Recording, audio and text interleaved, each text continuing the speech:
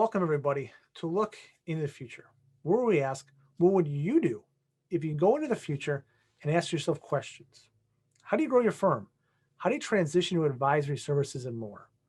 Well, luckily for us, we can just ask the time traveler himself, Paul Latham, and learn the knowledge we need at our firms today to evolve into advisory services and become the most relevant advisor to our clients. It's the key word.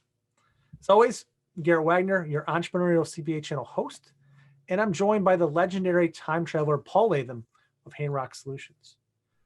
Now, Paul, I'm going to share a viewer question today. Something we talked about.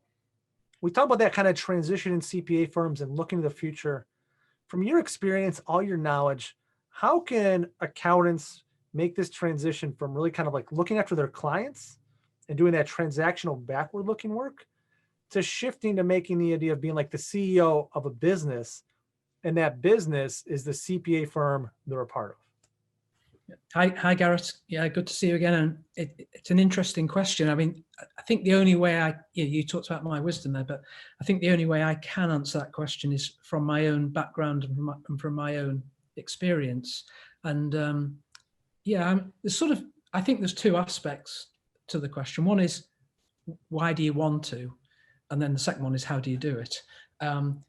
And certainly with me, the first one came along first, which was, why do you want to make that transition? And to me, the realization actually was, and I can't honestly remember when this was, but I used to go obviously in and talk to business owners, and you got to understand what their boardroom table looked like. And they had people around the boardroom table. There'd be like a sales director or a finance director and operations and so on. See, yeah. And then one of these days, and I don't know when it was, but it was somewhere in the 90s, I looked at our boardroom table and said, it's all accountants. Every single person around the table of our business is an accountant, and we're all coming from an accountant's perspective. And I sort of, at that point, somewhere around there, I think realized that we probably ran the second worst business in the world, or second worst type of business in the world. I put a second to attorneys who I think run even worse businesses, and we didn't run a proper business in my terminology. We didn't run a proper business. We were just focused on serving clients, which is fine, but it's not how you run a proper business. Why would we be so arrogant as to think that we did it different to everyone else? Everyone else, they run their business with all these skills around the table. And it's sort of cutting a little bit to the end on this, but we had, three of the best hires I ever made was a CFO, like a proper CFO, who literally did nothing but operations and processes in the business. Also a CMO, Chief Marketing Officer, who did literally nothing but make things happen on a marketing level. So hence we did one particular seminar every month for 8 years around the country. Do you think that would have happened if we'd left it to ourselves as accountants?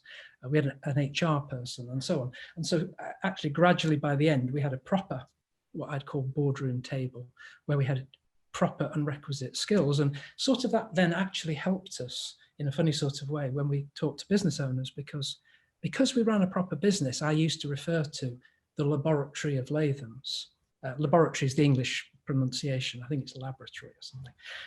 But the laboratory of Latham's, we're a business, we're growing, we're going through all those growth pains that you are, and here's how we handled it. And so that became useful from that point of view.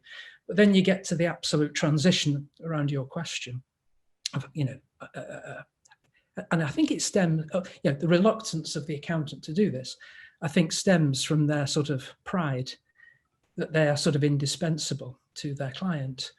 And somewhere along the line, I realized that, the best I could possibly be, modestly, was sort of 10 out of 10 good with that client.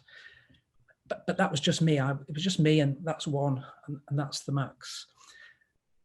But it was relatively easy to train and mentor people to do the same job as I did with clients. Maybe not be quite as good, but let's say they're 8 out of 10 good.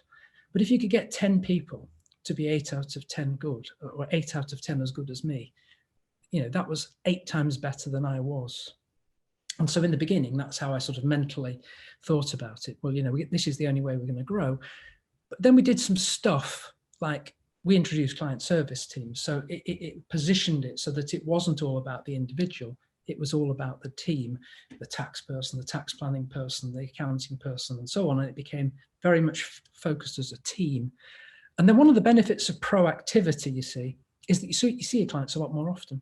So typically with my clients, I'd see them minimum of 4 times a year, possibly monthly. But what I transitioned to was maybe only seeing them once or twice a year. I used to call them the ceremonial occasions, where it was sort of like, the big planning occasions. And other people handled what you might call the day-to-day grunt work. And suddenly I realized that actually the clients were getting a way better service when it came to that day-to-day stuff, because the roles were clearer, the team was doing a good job, they were all doing a great job. Yes, I rocked up for the ceremonial occasion, but frankly, it made little or no difference. And so you combine all those things. It's the realization that you're not doing the right job, with finding a way of extricating yourself from those handcuffs of looking after the client. If that makes sense.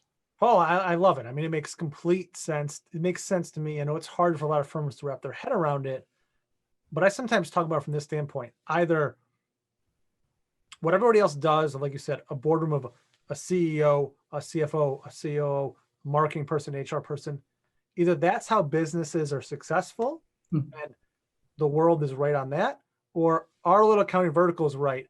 The only person you should have in your company is producers, people that go and do the work, and no executive suite. Yeah. So either we're right and they're all wrong. Exactly.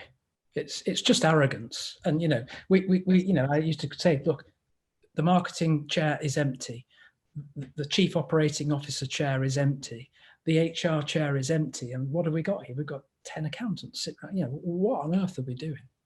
Yeah, but it is that arrogance of firms just feel no, the only value we have inside an organization is billable hours. And if you're not billing time, you're wasting the firm resources. So why would I hire those people? And yeah, we started to see more and more firms make that shift and kind of wake up to that. I need to be a business first and not a collection of different people doing exactly. And I mean, I have a phrase these days, which is, client service, stop being a servant to your clients and start being a business that provides the appropriate service. Yes, I've heard that before. Excellent advice. Excellent advice as always. Paul, thank you so much for stopping by. Thank everybody for listening.